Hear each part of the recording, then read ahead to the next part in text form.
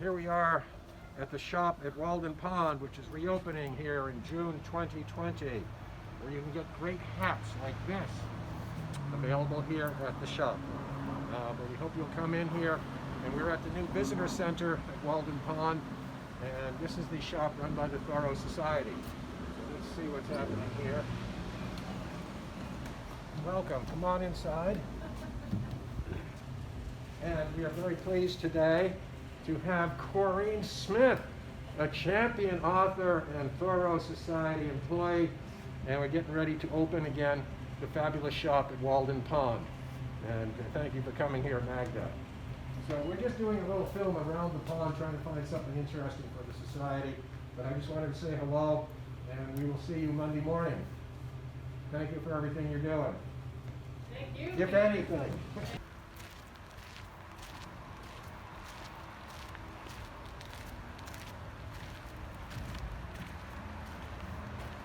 Well, here we are at the famous little statue of Henry, and then we have the replica house, and it's sort of like Sedona, Arizona.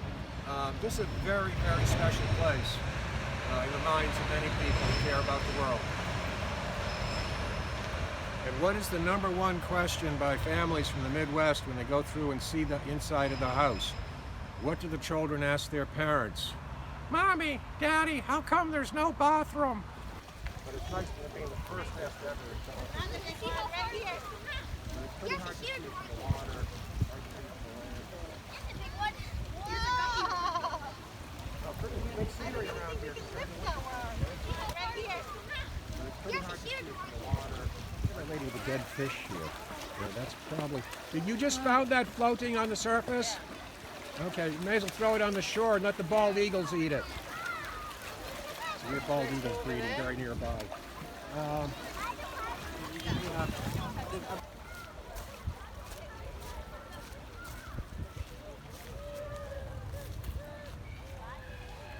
Okay, what we have right here is one of our invasive aliens, one of our 20 worst ones in New England, a plant that Henry never knew. This is called multiflora rose, but this is multiflora rose, Rosa multiflora. But this is quaking aspen, and it quakes because the leaves are designed to twirl in the slightest breeze, as in Aspen, Colorado. And out there, they lack the sugar maples and many of the beautiful oaks that we have in our fall foliage in New England. So out in places like Aspen, Colorado, or the Grand Tetons, the only color other than green in the fall is the yellow leaves of the quaking aspen.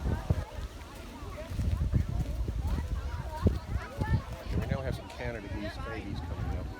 They're changing from the yellow plumage. We can get much closer. Yeah, less. Not much east left. Oh yeah, Alden. And we have an adult Canada goose coming up. What?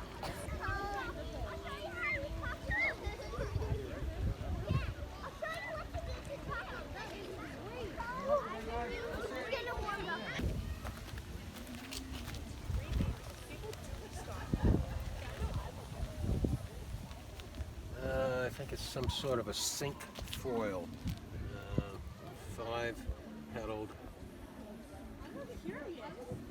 Don't know if that's native or not. But it's just nice to see some flowers. This is Oriental Bittersweet. It has come over from China, Japan area. And it has orange fruits in the fall and yellow leaves. Real dastardly thing, Oriental Bittersweet. And it is growing amongst our native grapes here, which is nice. And this is called speckled alder, A-L-D-E-R, which has fruits that look like little pine cones. And that is native. And because of the coronavirus, and to avoid people walking in front of each other, the trail is now one way counterclockwise along the pond. And you will see the fencing here. For anyone who hasn't been to Walden Pond in a lot of years, we're trying to keep this level. And so we've got some fence here. It may look a little bit ugly, but otherwise this whole path would just be dirt all the way down to the shoreline.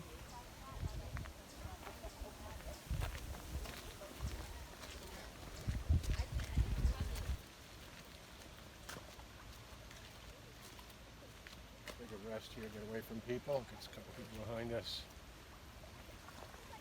This is like 100 feet plus deep, so it's really technically a true lake. Why did they start calling it pond? I think it's just colloquialism. They just got lazy. But it was Lake Walden to me, and geologically it's definitely a lake.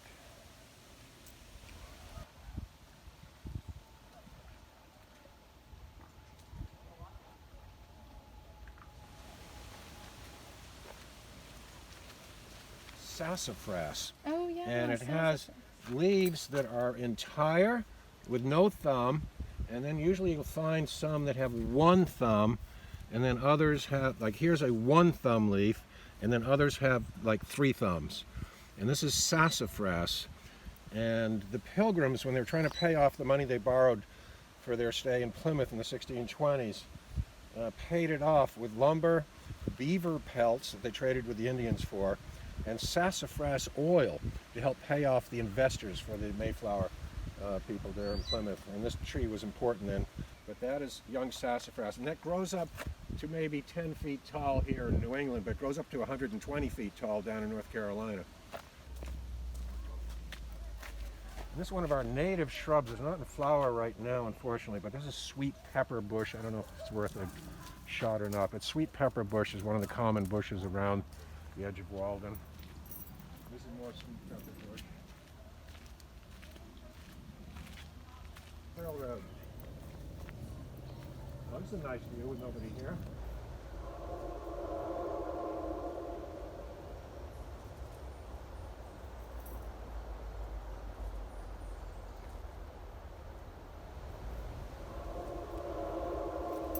But these are Inukchuks inspired by the Inuit Indians of the high Arctic tundra. That is called a pine warbler, a trill.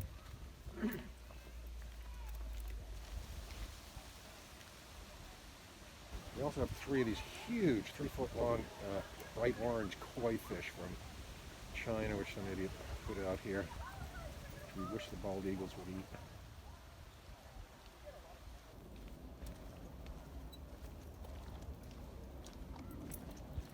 They're hemlocks, and they just have short needles along a horizontal plane, the hemlock.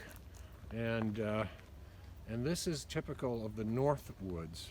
Colder climate than hot, and so even though we're on the south side of Walden, but because of the slope here and most of the sun is on the back side, the hemlocks and the north wood stuff occur on the south side of Walden, and then when you get on the north side where the slopes face south and it gets more direct sun, you have sort of Carolinian or Virginian things.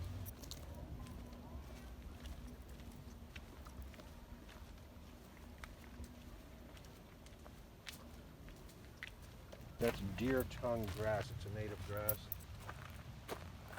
Oh, and here's a better chestnut that's growing up there. It hasn't fruited yet, but it's nice, you know, nice light where some of it goes through the leaves and some of it is shadowed.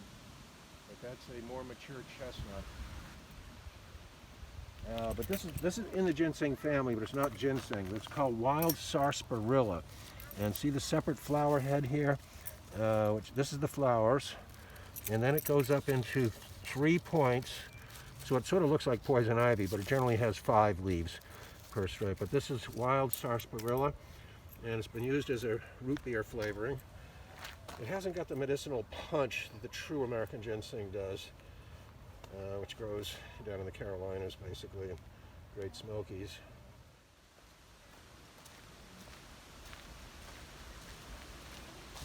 And this particular plant right here is called sheep laurel, right here.